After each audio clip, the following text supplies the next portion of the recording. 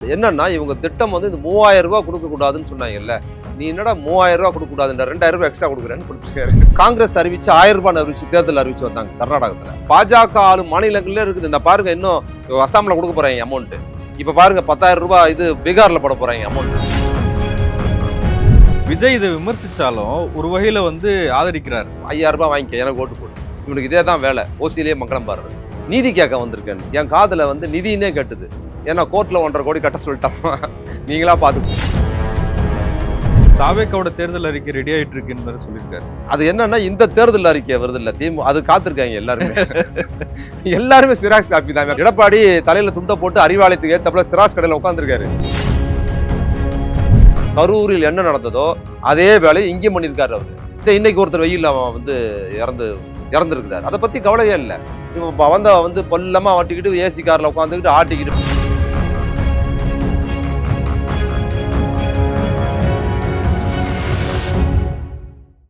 South beat அன்பு உறவுகளுக்கு வணக்கம். நான் ஃபெலிக்ஸ் இன்பஒளி. இந்த நேர்காணலில் நாம் சந்திக்கிறப்பவர் திராவிட இயக்க சிந்தனையாளர், எழுத்தாளர், பேச்சாளர் திரு வே. மதிமாறன் அவர்கள். வணக்கம். வணக்கம்.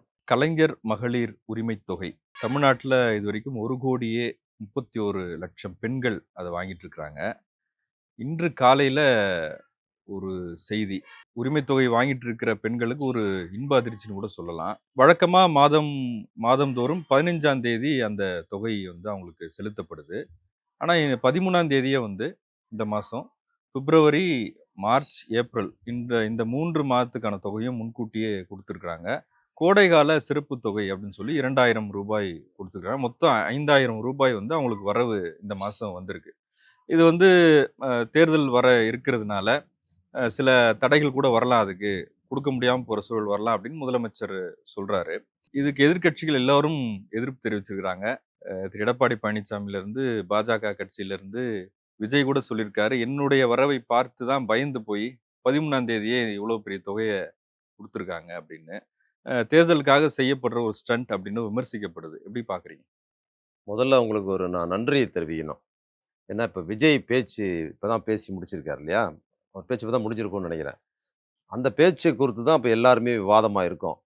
அந்த சூழலில் அதை ஒரு பொருட்டாக மதிக்காமல் இன்றைக்கி பேசுபொருளாக இருக்கிறது அப்படின்னு பார்த்தீங்கன்னா, இந்த 5000 ரூபாய் கலைஞர் உரிமை தொகை தான் பேசுபொருள். ஸோ அதிலிருந்து நீங்கள் கேள்வி ஆரம்பித்ததுக்கு ரொம்ப மகிழ்ச்சி. இதில் 15ஆம் தேதிக்கு முன்னால் 13ஆம் தேதியை கொடுத்துட்டாரு. 2 நாள் என்ன வித்தியாசம் வந்துட போகுது? 2 நாள் பொறுத்து கூட கொடுக்கலாம்ல. இப்போ 5000 ரூபாங்கிறத 2 நாள் பொறுத்து கூட கொடுக்கலாம் அவர்.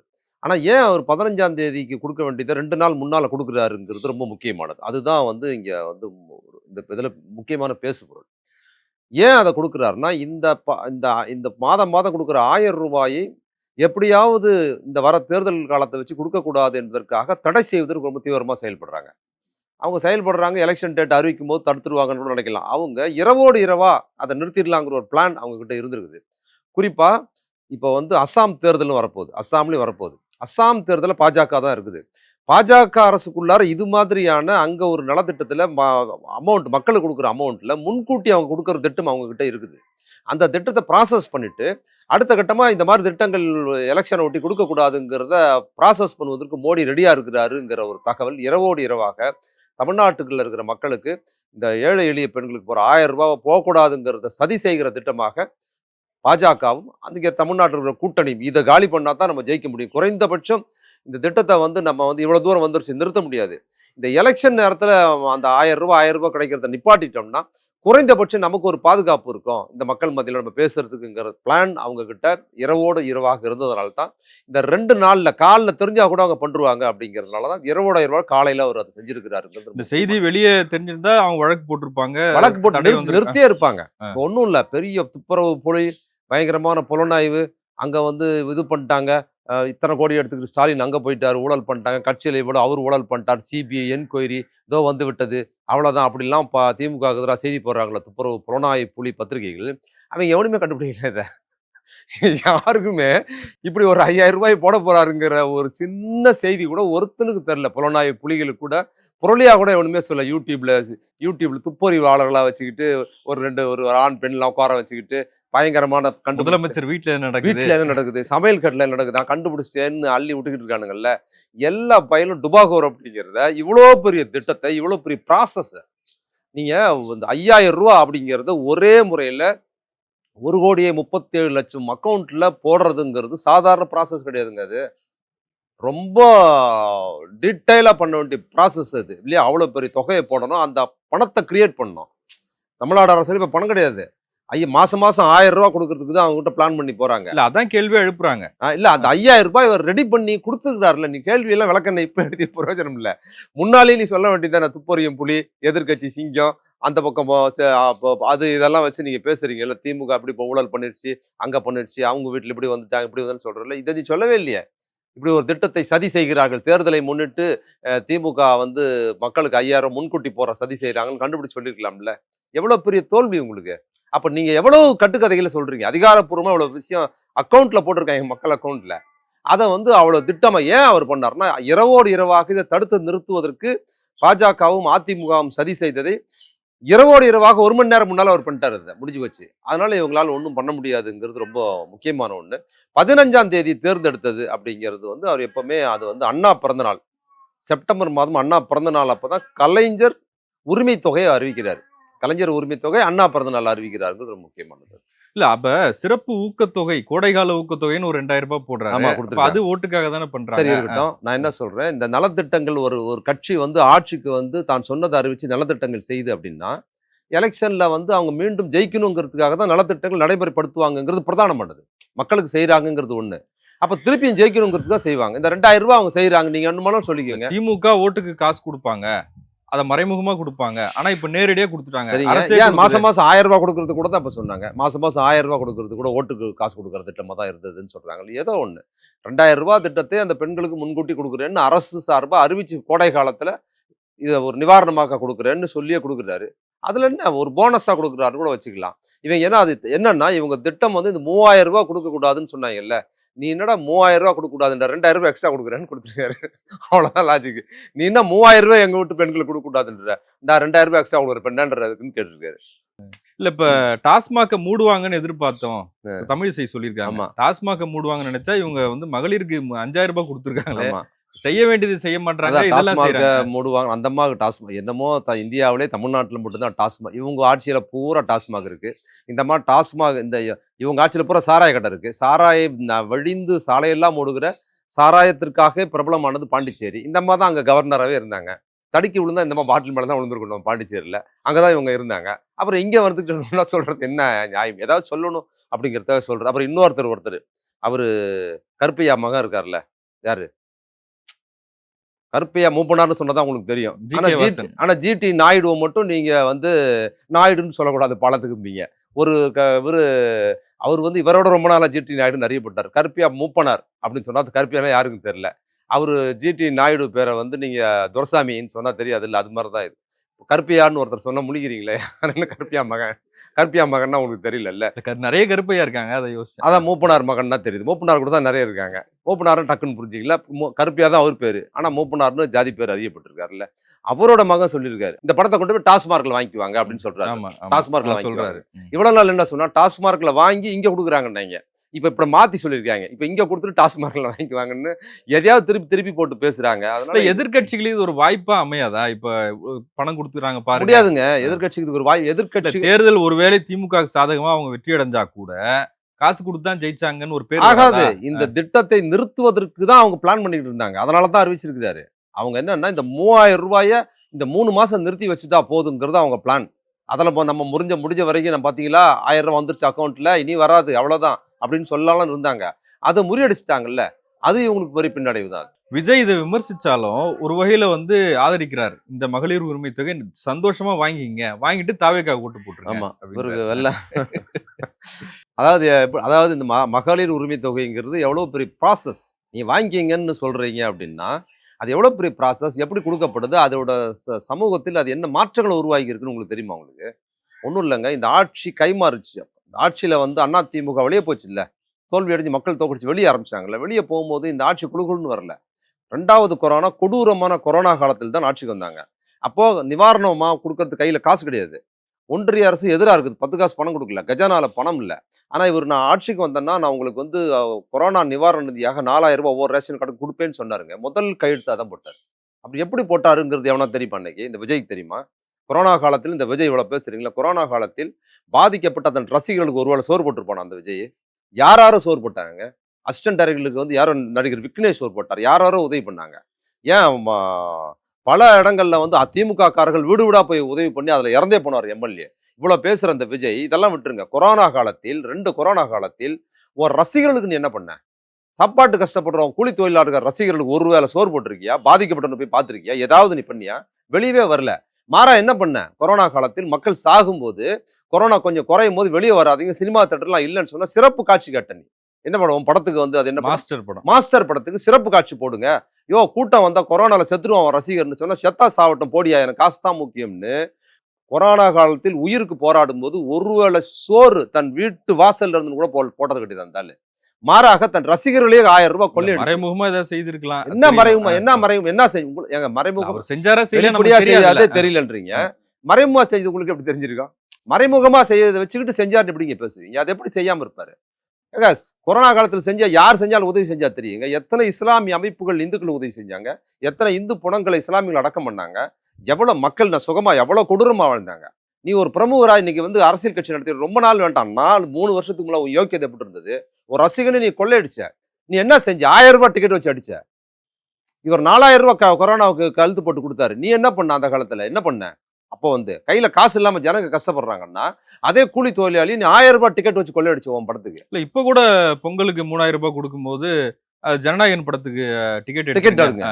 இதான் இவங்க யோக்கியது. இப்ப இந்த 1000 ரூபாய் இந்த 1000 ரூபாய் திட்டத்துல கூட அம்மா 1000 ரூபாய் வாங்கிட்டு வச்சா அந்த பையன் போய் 1000 ரூபாய் அந்த அம்மா கிட்ட பிடிக்கிட்டு போய் தான் ஜனநாயகன் பார்க்கணும். அப்படிதான் இருக்குது அந்த திட்டம். இந்த திட்டம் 4000 ரூபாய் கையெழுத்து போட்டு வாங்கி ஒவ்வொரு ரேஷன் கார்டுக்கு முதல் கையெழுத்து போட்டு கொடுத்தாருங்க. அதுக்கப்புறம் வந்து என்ன பண்ணாருன்னா, ஒரு இது கட்டணமில்லா பேருந்து கொடுத்தாரு. பெண்களுக்கான கட்டணமில்லா பேருந்து. அப்ப என்ன சொன்னாங்க தெரியுங்களா? இதே அதிமுக, பாஜக குரூப்ல என்ன பண்ணுச்சுன்னா, ஸ்டாலின் வந்து இலவச திட்டங்களை கொடுத்து ஏமாத்துறார் மக்களை அப்படின்னு சொல்லி அதிமுக பாஜகவுக்கு ஒத்து ஊதிச்சு. பாஜக நிர்மலா சீதாராமன், மோடி உட்பட என்ன பண்ணாங்கன்னா, நீ எதுக்கு இலவச திட்டங்களால் நாட்டை சீரழிக்கிறன்னாங்க. இந்த அண்ணாமலை உட்பட பாஜக காரங்க சுப்ரீம் கோர்ட்ல கேஸ் போட்டாங்க தெரியுங்களா உங்களுக்கு? இலவச திட்டங்களை நடைமுறைப்படுத்தக்கூடாதுன்னு இந்த சுப்ரீம் கோர்ட்ல போய் கேஸ் போட்டது இந்த குரூப் எல்லாமே. பண்ணக்கூடாதுன்னு இலவச பஸ் கொடுக்காத, நீ ஏன் 4000 ரூபாய் பணம் கொடுக்குற, எது கொடுக்குற அப்படின்னு சொல்லி கேஸ் போட்டாங்க இவனுங்க எல்லாருமே. கேஸ் இந்த பக்கம் போட்டு இன்னொரு பக்கம் இடத்துல வச்சாங்க அதிமுக பாஜக என்னன்னு. இவ்வளவு சொன்னாரு ஸ்டாலின், 1000 ரூபாய் கொடுக்குறேன்னாரு, கொடுக்கவே இல்லை அப்படின்னு ஒரு பிரச்சனை. இந்த பக்கம் என்ன பண்றது? இலவச திட்டங்களுக்கு எல்லாம் நாட்டை சீரழிக்குது, கொடுக்காதீங்கன்னு பெண்களுக்கு கொடுக்குற திட்டங்களுக்கு கேஸ் போட்டானுங்க. இந்த பக்கம் வந்து 1000 ரூபாய் கொடுக்குறாருன்னு ஏமாத்திட்டாரு, அவர் நிறைவேற்றவில்லை, உங்களை ஏமாத்திட்டாருன்னு பாஜக அதிமுக இந்த பக்கம் சொல்லிக்கிட்டே இருந்தாங்க. 2 வருஷம் ஆச்சு. இந்த திட்டத்துக்கு பணம் கொடுத்துக்கு 2 வருஷம் ஆச்சு. ஏன் 2 வருஷம் ஆச்சு? 2 வருஷம் ஏன் ஆச்சுன்னா, அதிமுக பூரா கொள்ளையடிச்சிட்டு போயிட்டான். அவரே சொல்றாரு கொடுக்குறேன்னு ஏமாத்திட்டாருன்னு. நீ தான் அடிச்சிட்டு போயிட்டு எங்க இருந்து கொடுக்கறது? ஒன்றிய அரசு கடன் சுமை இருக்கு. அதான் சரி பண்ணி ஒன்றிய அரசு காசு கொடுக்கல. அப்ப 2 வருஷத்துல கொடுக்கறதுக்கு ஏன் தாமதமாச்சுங்கிறது இந்த காரணம்.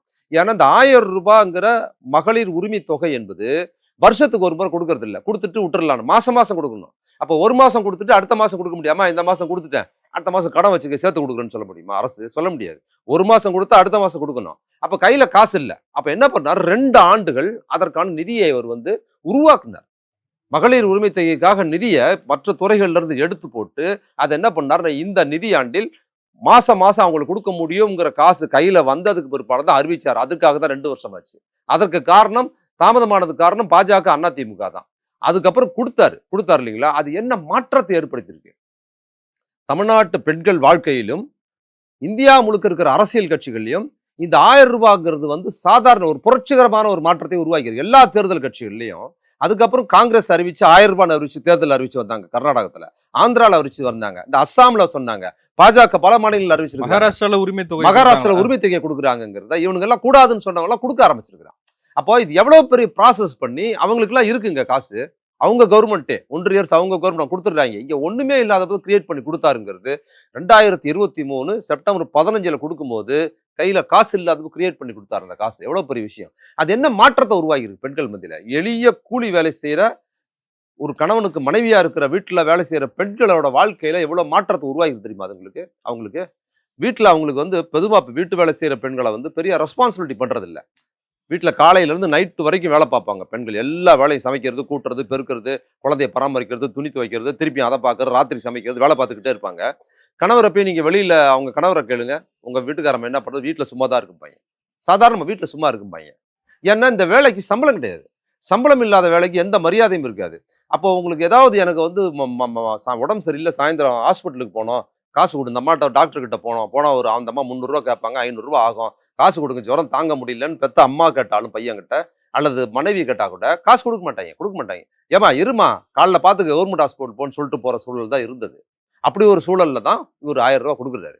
அது மட்டும் இல்ல, இதே பெண்கள் அரசு மருத்துவமனைக்கு போறாங்கன்னு வச்சுக்கோ, ஒரு வயதான பெண், 70 வயதான பெண் அரசு மருத்துவமனை, இலவச மருத்துவமனைக்கு போகணும்னா, பஸ் ஏறி ஆவடிக்கு போறாங்கன்னு வச்சுக்கங்க. நம்ம இங்க இருக்கிறோம். இங்க இருந்து ஆவடிக்கு போயிட்டு வரணும்னா, பஸ்ல காசு குடுத்து போணும். போக வர பஸ்ஸுக்கு குறைந்தபட்சம் ரூ. 10லேருந்து ரூ. 15, ரூ. 20 வரைக்கும் ஆகும் பஸ்ஸுக்கு. போய் அரசு மருத்துவத்துல இலவசமா இருந்தாலும் பார்த்துட்டு திரும்பி வரும்போது, உடல்நிலை முடியாத பெண்ணு போயிட்டு திரும்பி வரும்போது பசிச்சுது, ஏதாவது ஒரு டீ குடிக்கலாம்னா குடிக்க முடியாது அவங்களால. கையில காசு கிடையாது. ஏன்னா, நீங்க ரூ. 1000ங்கிறத இவங்க ரொம்ப சாதாரண எடை போடுறாங்க. எளிய மக்கள் வாழ்க்கையில பார்த்தீங்கன்னா, ரூ. 1000ங்கிறது எவ்வளோ பெரிய தொகைங்கிறதுக்கு சொல்றேன். வெளியில வந்தாங்கன்னா மயக்கமா இருக்கும். உடம்பு சரியில்லாதவங்களுக்கு ஒரு டீ, பிஸ்கட் சாப்பிட்டா கொஞ்சம் பரவாயில்லன்னு தோண முடியாது, சாப்பிட முடியாது.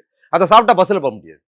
அப்ப அந்த பஸ் ஸ்டாண்ட்ல அப்படியே உட்கார்ந்திருந்து கொஞ்ச நேரம் வயதானவங்க முடியாம, அப்படியே கொஞ்சம் தெளிஞ்சதுக்கு போத பஸ் ஏறி வீட்டுக்கு வருவாங்க. இதான் சூழல். இந்த 4 1/2 வருஷத்துக்கு முன்னால வாழ்க்கை தரம் எப்படி இருந்து இன்னைக்கு எப்படி இருக்குன்னு சொல்றேன். இப்போ என்ன பண்ணிட்டாரு முதலமைச்சரு, அதற்கு முன்னால கட்டணமில்லா பேருந்து குடுத்துட்டாரு. அதுக்கப்புறம் ரூ. 1000 குடுத்துட்டாரு. 4 1/2 வருஷத்துக்கு முன்னால ஒரு பெண் மருத்துவமனைக்கு போனா காசு கிடையாது. இலவச மருத்துவமனை பார்த்துட்டு ஒரு டீ கூட குடிக்க முடியாம மயக்கமா வந்து சேருவாங்க, மயங்கி விழுந்துருவாங்க. அப்படி இருந்த சூழல்ல, இன்னைக்கு அதே பெண்கள் வாழ்க்கை, நான் மிகைப்படுத்தி சொல்லல, வாழ்க்கைய பார்க்கிறேன். அதே பெண் அதே அரசு மருத்துவமனைக்கு போறாங்க. கையில காசு, பஸ்ஸுக்கு காசு குடுக்க வேண்டிய அவசியம் இல்ல. போய் மருத்துவமனைய பார்த்துட்டு ஹாஸ்பிட்டல்ல இருந்து வெளிய வந்தாங்கன்னா, அவங்க வந்து ஒரு டீ குடிக்கலான்னு இல்ல, டிஃபனே சாப்பிட முடியுது மயக்கமா இருந்ததுன்னா. அவங்ககிட்ட கையில காசு இருக்கு. மகளிர் உரிமைத்துறை ரூ. 1000 இருக்கு. பஸ்ஸுக்கான காசு கையில இருக்குல்ல, அவங்க சாப்பிட முடியுது. ஒரு டீ சாப்பிடுறாங்க, வடை சாப்பிடுறாங்க, டிஃபன் கூட சாப்பிட்டு பஸ் ஏறி வராங்கங்கிற அந்த வாழ்க்கை தரம் மாறி இருக்கு. அது மட்டும் இல்ல, பார்த்துட்டு வந்தவொடனே உடம்பு நல்லா இருக்கு, அங்கேயே டிஃபன் சாப்பிட்டு மாத்திரையும் போட்டுக்கிறாங்க. உடம்பு தேறி இருக்குன்னு சொன்னா, அங்க இருந்து இறங்கி என்ன பண்றாங்கன்னா, பக்கத்துல மார்க்கெட்டுக்கு போறாங்க. காய்கறி மார்க்கெட்ல வீட்டுக்கு தேவையான பொருளை வாங்கிக்கிறாங்க. அப்ப கடைக்கு போய் மீன் மார்க்கெட்ல மீன் வாங்கிட்டு கூட அவங்களால அப்படியே போய் இன்னொரு பஸ்ல மாறி போக முடியுது. இதெல்லாம் நடக்குது. அது மட்டும் இல்ல, எங்கேயாவது பஸ்ல போகும்போது, நான் கூட்டங்கள்ல பேசுறதான் பெண்கள் மத்தியில, பஸ்ல அப்படி போற அந்த பெண்ணு போய்கிட்டே இருக்கும்போது பஸ் ஸ்டாண்ட்ல யாராவது ஒருத்தரை பார்த்துட்டாங்கன்னா, டிரைவரை வந்து வண்டி நிப்பாட்ட சொல்லி, கண்டக்டர் நிப்பாட்டியான்னு பதட்டப்பட்டு வண்டி நிப்பாட்டி கீழே இறங்கின்னு பார்த்தா, ஒரு அம்மா கொரோனா காலத்துல செத்து போயிருப்பாரு நினைச்சு உயிரோட இருக்கிறியேன்னு அவங்கள கட்டி பிடிச்சி அழுது, 2 பேரும் அதை பத்தி ஒருத்தர் அலாவி திருப்பி இன்னொரு பஸ் பிடிச்சி சாவுகாசமா அவங்க தன்னோட லைஃப், தனக்கான லைஃபை வாழ முடிய சூழலுக்கு அது மாற்றி இருக்குது. இதை நீங்க கீழே இறங்கி எளிய உழைக்கும் பெண்கள், குடும்பத்தில் இருக்கிற கூலி தொழிலாளி குடும்பத்து பெண்களோட வாழ்க்கையில் இருந்து பார்த்தீங்கன்னா, 4 1/2 வருஷத்துக்கு முன்னால் வந்ததோடும் தலைகீழ் மாற்றம் இருக்குது. மரியாதை கூடி இருக்குது. அது மட்டும் இல்ல, இந்த ரூ. 1000 கொடுக்குறாங்கல்ல மாசம், அதை வந்து சேமிக்க ஆரம்பிக்கிறாங்க பெண்கள். இப்போ வீட்டு வேலை செய்யற பெண்கள் சமையல் வேலைக்கு வந்து வீட்டுக்குள்ளார ஒரு மரியாதை இல்லை. ஏன் மரியாதை இல்லை? சமையல் வந்து பெண்கள் வேலை கிடையாது. அது முழுக்க ஆண்கள் வேலை தான். ஏன்னா ஹோட்டல்ல எங்குமே பெண்கள் சமைக்கிறது கிடையாது. ஆண்கள் தான் சமைக்கிறாங்க. ருசியா சமைக்கணும். நிறைய பேருக்கு சமைக்கணும்னா பெண்ணால் சமைக்க முடியாது. நல்ல தரமான ருசியோடும் நிறைய பேருக்கு சமைக்கணும்னா ஆண்களால் மட்டும் தான் சமைக்க முடியும். சமையல் என்பது ஆண்களுடையது, பெண்கள் கிடையாது. ஏன்னா ஹோட்டல்ல பூரா எல்லா இடங்கள்லயும் ஆண்கள் தான் சமைக்கிறான், பெண்களே சமையல்ல கிடையாது. ஆனா வீட்டுல மட்டும் ஏன் சமையல் அப்படின்னா, வீட்லயே ஆண்கள் சமைக்கிறது இல்லை அப்படின்னா, வீட்டுல சம்பளம் கிடையாது, அதுக்கு வீட்டுல வருமானம் கிடையாது. அதனால ஆண்கள் வருமானம் இல்லாத இடத்துல வேலை பார்க்க மாட்டாங்க. அப்ப அந்த வீட்டு வேலை என்ன பண்றாங்க, பெண்கள் கிட்ட தள்ளி விட்டுறாங்க. வெளியில ஹோட்டல்ல பெரிய அவர் சீப் குக்கா இருப்பாரு, வீட்டுக்கு வந்து அவர் சமைக்க மாட்டாரு.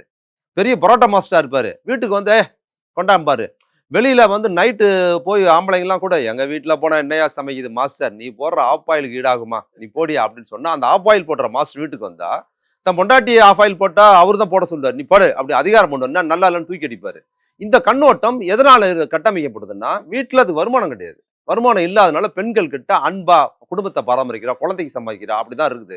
அப்போ அங்க காசு இல்லாதனால எந்த வகையிலும் முக்கியத்துவம் பெறல. ஒரு பெண்கள் காசு இல்லை. இப்ப ரூ. 1000 வந்ததுக்கு பிற்பாடு குடும்ப பெண்களுக்கு குடும்பத்தில் ஒரு மரியாதை வருது. ஆண்கள் மத்தியிலும், கணவன் மத்தியிலும், வீட்டுல இருக்கிற பசங்க மத்தியிலையும். அந்த ரூ. 1000 அவங்க சேமிக்கிறாங்க, சீட்டு பிடிக்கிறாங்க. சீட்டு பிடிச்சி என்ன ஆகுது, 10 மாசம் கட்டிட்டாங்க, 12 மாசம் கட்டிட்டாங்கன்னா ரூ. 10,000 சீட் ஆகுது அது. அப்ப என்ன பண்றாரு, வீட்டுல சும்மா தான் கிடக்குதுன்னு சொன்ன கணவர், ரூ. 100 கட்ட ஆஸ்பத்திரி கொடுக்க முடியாதுன்னு சொன்ன கணவர், வெள்ளமா தலையை சொரிஞ்சுக்கிட்டோமா, அந்த சீட்டை தள்ளி எடுத்து கூடமா, நான் அடுத்த மாசம் கொடுத்துட்றேமா அன்னு கெஞ்சுறாரு. பாத்தீங்களா, இந்த அதிகாரம் குடும்பத்துக்குள்ளார பெண்களுக்கு வந்திருக்குது. இது வந்து நேரடியான திட்டங்கள் லாபங்கிறது போற சமூக மரியாதை பெண்களுக்கு ஏற்படுத்தியிருக்குது. குடும்பத்தின் வாழ்க்கை தரத்தை உயர்த்திருக்குது.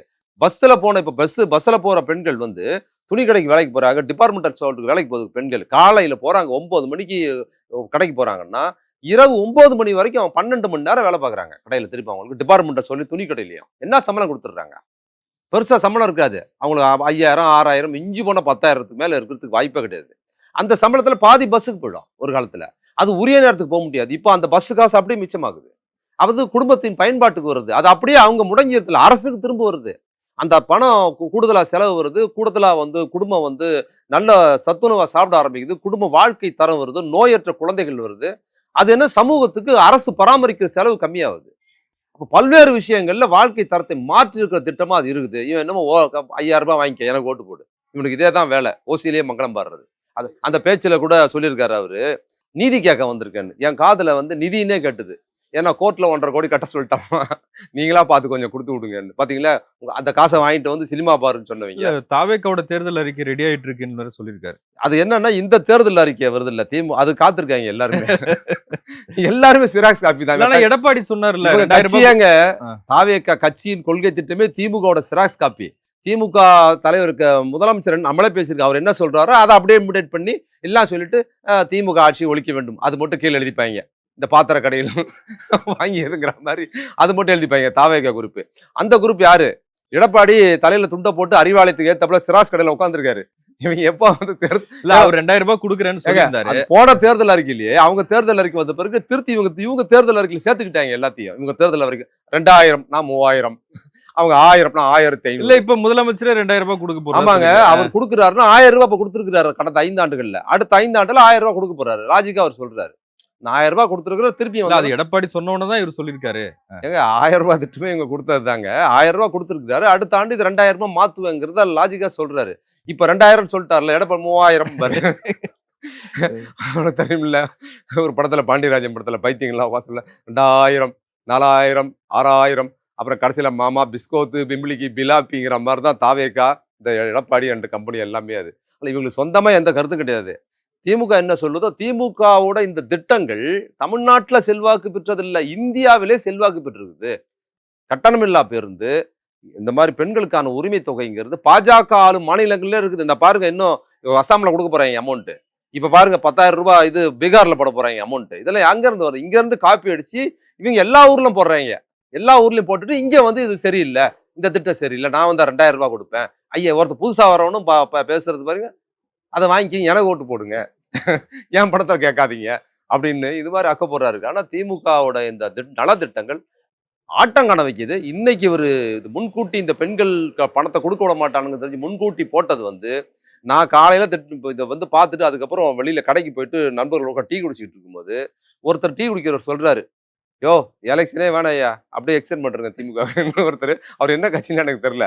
இதுதான் நல்ல இல்ல, எலெக்ஷன். ஆனா கலைஞர் காலத்துல சொல்லுவாங்க, கலைஞர் இந்த மாதிரி அரசு திட்டங்கள் நிறைய செய்யும் போது அவர் வந்து கேஸ் அடுப்பு கொடுத்தது, கலர் டிவி கொடுத்தது. ஆனாலும் தேர்தல் முடிவுகள் வந்து திமுக எதிராக தான் வந்திருக்கு. மக்களோட மனநிலையை நம்ம இல்ல அந்த அந்த சூழல்ல அந்த நலத்திட்டங்கள் வந்து கலைஞர் கொடுத்தாருங்கிற கட்டமைப்போடு அது போல. கலைஞர் கொடுத்த பெண்களுக்கான திட்டங்களுக்கும் இன்னைக்கு இருக்கிற தளபதி ஸ்டாலின் கொடுக்குற திட்டங்களுக்கும் ஒரு சின்ன வேறுபாடு இருக்கு. கலைஞர் கொடுத்தது ஐடியாலஜி சார்ந்த திட்டங்கள். ஒண்ணுல உள்ளாட்சியில 33% இடஒதுக்கீடு கொடுத்தாரு. அந்த 33% இடஒதுக்கீடு என்பது எல்லா பெண்களுக்கும் கிடையாது. யாரு எலெக்ஷன்ல நிக்கிறாங்களோ அந்த ஒரு பெண்ணுக்கு உள்ளாட்சியில வந்தா அவங்களுக்கு சீட்டு. அந்த தொகுதியில பெண்களுக்கான தொகுதி, அவங்களுக்கு எலெக்ஷன்ல நிக்கிற பெண்ணுக்கு தான் அது கிடைக்கும். அதே மாதிரி அப்பாவோட சொத்துல பொண்ணுக்கு உரிமை அப்படின்னு கொடுத்துருக்காங்கன்னா, அப்பாவுக்கு சொத்து இருந்தா தான் பொண்ணுக்கு கிடைக்கும். இங்க இருக்குது அப்பாவுக்கு சொத்து கிடையாது. இது வந்து ஐடியாலஜி திட்டம். இந்தியாவில யாரும் செய்யாத செஞ்சாரு. இன்னைக்கு நடைமுறையில வந்திருக்குது. இப்ப இவர் என்ன பண்றாருன்னா, அதை நெருக்கி போடுறாரு. இண்டிவிஜுவல் ஒவ்வொரு பெண்ணுக்குமான திட்டத்தை அறிவிக்கிறார். சொத்து இருந்தா மட்டும் உனக்கு இல்ல, நீ வந்து உள்ளாட்சிக்கு போனா மட்டும் கிடையாது. 1000 ரூபாங்கிறது ஏழை எளிய கூலி தொழிலாளியா இருக்கிற எல்லா பெண்களுக்குமான திட்டமா டு தி பாயிண்ட் நேரடியா அவங்க அக்கௌண்ட்ல போடுறாருங்கிறது வந்து தலைகீழ் மாற்றமா இருக்குது. அந்த திட்டத்துக்கு இந்த திட்டம், அந்த ஐடியாலஜி பெண்களுக்கு தெரியாது. உள்ளாட்சி எலெக்ஷன்ல நிக்கிறாங்கன்னா, அப்ப என்ன உள்ளாட்சியில சீட்டு கொடுத்தாங்கிற புரிஞ்சுக்கிற தன்மை பெண்களுக்கு ரொம்ப குறைவு. நமக்கு கொடுத்துட்டாங்க கிராம, அவங்க எம்ஜிஆர் சீட்டு கொடுத்தது, ஜெயலலிதா சினிமா அந்த பின்புலத்தில் பார்க்கும்போது உள்ளாட்சியில் அரசியல் அதிகாரம், பெண்களுக்கான அரசியல் அதிகாரம்ங்கிற அந்த கண்ணோட்டம் புரிந்து கொள்கிற அரசியல் தன்மை கிராமப்புற பெண்கள் மத்தியில் குறைவு. அது புரியற தன்மையா இது அப்படி கிடையாது. நேரடியான பயனாளராக இருக்கிறாங்க. இலவச கட்டணமில்லா பேருந்து ஒவ்வொரு பெண்ணும், இந்த பெண்ணுக்குன்னு கிடையாது, எந்த பெண்ணு யாருனாலும் அவங்க. இப்ப தேர்தல் வர்றதுனாலதான் எல்லாம் செய்யறாங்க. லேப்டாப் கொடுத்தாரு, 5 வருஷமா செஞ்சுக்கிட்டு தாங்க. இல்ல அது ஓகே. இப்ப காலேஜ் பசங்களுக்கு வந்து லேப்டாப். ஆமாங்க, லேப்டாப் ஏற்கனவே கொடுத்த லேப்டாப்பை இது பண்ணி ரினியூ பண்ணி இப்ப கொடுக்குறாங்க. லேப்டாப் வருஷமா கொடுப்பாங்க. லேப்டாப்னா அது ஒரு காலம் இருக்குல்லங்க. லேப்டாப் வேலை பார்க்குறது. நீங்க ஒரு கம்ப்யூட்டர் வேலை பார்க்குறீங்கன்னா, வருஷா வருஷமா லேப்டாப் குடுப்பாங்க. லேப்டாப் செயல்பட்டுருக்க ஒரு காலம் இருக்கும். 4 ஆண்டு, 5 ஆண்டு செயல்படும். அது முடிஞ்சதுக்கு பிற்பாடு தான் லேப்டாப் சிஸ்டத்துக்கு வர முடியும். லாஜிக்கா செய்யணும்ல. நம்ம குடுக்கணுங்கிறதுக்காக கட்டாயப்படுத்தி லேப்டாப்ப குடுக்கணும்னா, போன ஆண்டே குடுத்துருக்கலாம்.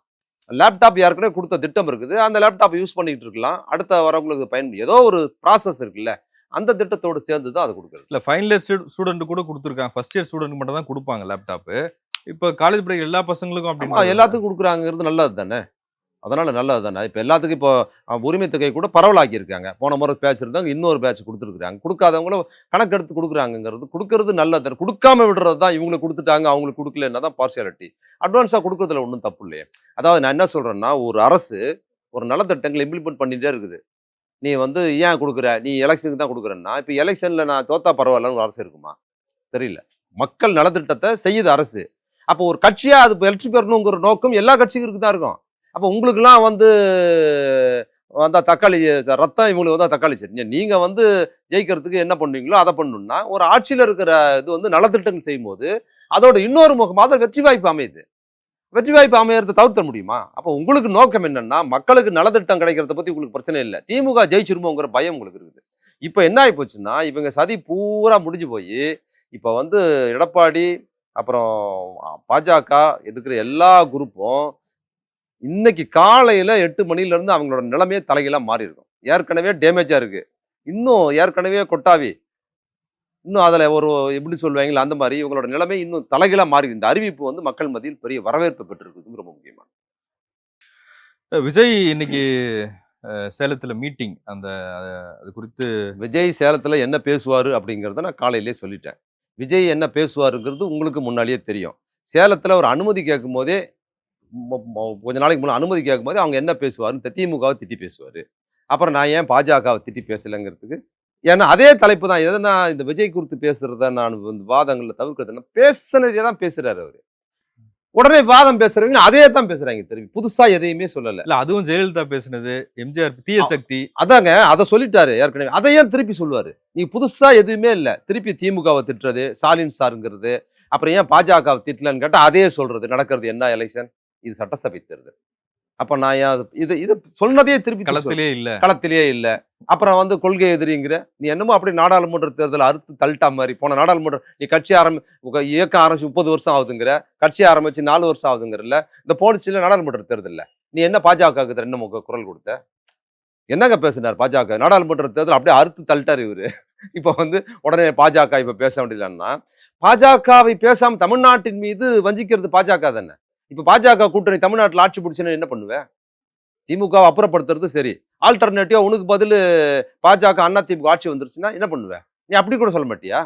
இந்திய திணிக்குது, அத திணிக்குது, எல்லாம் பண்ணுதுன்னாலும் கூட, அப்பவும் சொல்ல மாட்டேன்னா? அப்ப திமுக தலைவர் மட்டும் ஏன் பாஜக உன்னைய ஒரு கோர்ட்டா ஏன்டா குரங்கன்னு கூட உன்ன கேட்க மாட்றாரா? நீ இவ்வளவு பேசுற.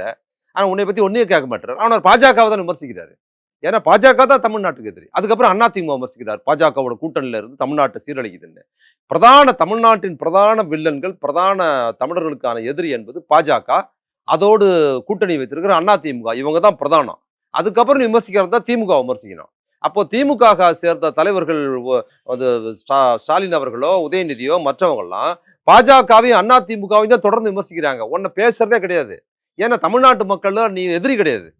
தமிழ்நாட்டு மக்கள நீ வந்து நலத்திட்டங்கள் வராம தடுக்கிற ஆள் கிடையாது. சோர்ஸ் கிடையாது. நீ தமிழ்நாட்டு மக்கள குழப்புற திமுகவுக்கு எதிரா பேசுற ஒரு நபரா இருக்கிறதுனால, தன்னை திட்டி பேசுறாங்கங்கிறது பிரதானம் கிடையாது. மாறாக தமிழ்நாட்டு மக்களின் நலத்திட்டங்களுக்கு, தமிழ்நாட்டு மக்களின் வாழ்முறைக்கு கேடு விளைவிக்கிற பாஜகவையும், அதிமுக விமர்சனங்கிறது தான் பிரதானம்ங்கிறதுனால தான் ரொம்ப பெருந்தன்மையா அவங்க நடந்துக்கிறாங்க. நீ 41 பேர கொன்னுட்டு, கொஞ்சமும் குற்ற உணர்வு இல்லாம, திமுக தான் பண்ணுச்சுன்னு இவங்க மேல அவதூறு சொல்லும்போது கூட, நீ தான் பண்ணன்னு கூட அவங்க சொல்லல. நீங்க பாருங்க. இவங்களே பண்ணிட்டாய்ங்க. இவங்களே பண்ணிட்டு ஓடிட்டாய்ங்க பயந்து. அதுக்கப்புறம் பண்ணது வந்து உதவிக்கு போன வந்து திமுககாரன் தான் பண்ணிட்டாரு. முதல்வர் ஏன் போனாரு? உதயநிதி எதுக்கு போனாருன்னு அவங்க மேல பழி சொல்லும்போது கூட, உதயநிதி கூட, "அட நீ தான்ப்பா பண்ண 41 பண்ணன்னு" சொல்லவே இல்லங்க அவரு. அப்ப அந்த அளவுக்கு அவங்க பெருந்தன்மையா அவங்களோட எதிரி யாரு? தமிழ்நாட்டு மக்களுக்கு யார் எதிரி? அவங்க தான் அவங்க எதிரியா பார்க்குறாங்களே தவிர, தன்னை எதிரியாக நினைக்கிறவர்களை திமுக எதிரியா நினைக்கல என்பதற்கு விஜயே ஒரு சாட்சி.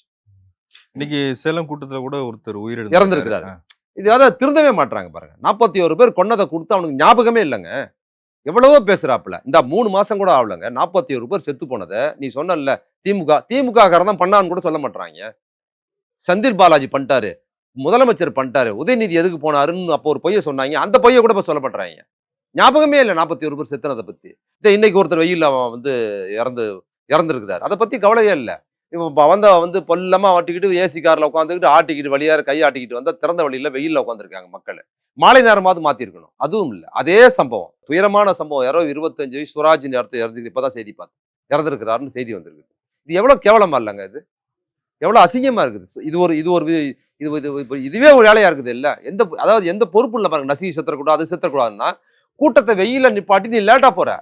இப்பவும் நீ இவ்வளவு ஆட்டிக்கிட்டு தான் போயிருக்க. சேலத்துக்கு போய் மெல்லமா போய் நீ ஏர்போர்ட்ல இருந்து மெல்லமா போற வரைக்கும் அவன் காலையில இருந்து நிக்கிறான் 9 மணில இருந்து அந்த இடத்துல 9 மணிக்கு முன்னால இருந்து. நீ போய் மெல்லமா இருந்துகிட்டு நீ பேப்பர் எடுத்து வச்சுக்கிட்டு அது வேற பேப்பர் வேற மறந்துச்சுன்னா மறந்து மறந்து வரப்போகுது. இதெல்லாம் பண்ணிக்கிட்டு நீ பேசாம அப்படியே ஜாலியா பேசிட்டு திருப்பி எல்லோடுக்குன்னு கார்ல ஏறிக்கிற. உட்காந்துக்கிட்டு இருக்கான் 4 மணி நேரமா. இப்பவும் அது நடந்திருக்கு. கரூரில் என்ன நடந்ததோ அதே வேலையை இங்கேயும் பண்ணியிருக்காரு அவரு. 4 மணி நேரத்துக்கு மேல நின்றுருக்காங்க அவ்வளவு பேர் அங்க இளைஞர்கள் வெயில்ல.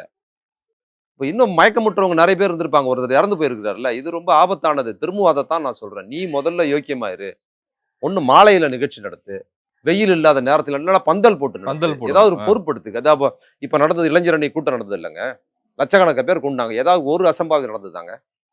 போகும்போது எதுவுமே எவ்வளவு பாதுகாப்பா போயிட்டு வந்து ஏதாவது விபத்து நடந்து போச்சா? ஏதாவது எதுவுமே இல்லையே. அவ்வளவு சேஃபா அவ்வளவு பாதுகாப்பா வந்து போற தொண்டர்களுக்கு 1,00,000 பேர் கூடியிருக்காங்க. அவ்வளவு நேர்த்தியா பண்ணி கொடுத்தாங்களா? தண்ணி பாட்டில் உட்பட ஏதாவது நடக்குதா பாருங்க. அப்படியே ஆட்டு பந்தை அடைச்சு வைக்கிற மாதிரி மரியாதை இல்லைங்க. நீ என்ன மக்கள் மாதிரி உன்னை பார்க்க ரசிகர்கள் மீது இவருக்கு மரியாதையே இல்லைங்க சுத்தமா. அவன் ரசிகர் அப்படிங்கிற ஒரு கண்ணோட்டம். தற்கூரின்னு கேவலமா பேசிட்டான்ற முதல்ல நீ அப்படி இருக்கிற உன் ரசிகர்களை நீ மதிக்கிறதே இல்லைங்கிறதுக்கு தொடர்ந்து நீ நடத்த நிகழ்ச்சியே சாட்சி. அதுல வேற யாரும் சேலம் மாவட்ட பொறுப்பாளர் வேற மேல போய் மிலிட்டரி மாதிரி சல்யூட் அடிக்கிறாரு, வேல் கொடுக்குறாரு, இவரு சல்யூட் அடிக்கிறாரு. இது மாதிரி கோமாளித்தனங்கள் நடக்குது. அங்க ஒருத்தன் மயக்கம் போட்டு விழுந்துக்கிட்டு இருக்கிறான். ரொம்ப அவலமான ஒரு விஷயம் தான். நன்றி உங்களுடைய நேரத்துக்கு மிக்க. ஓகே, நல்லது.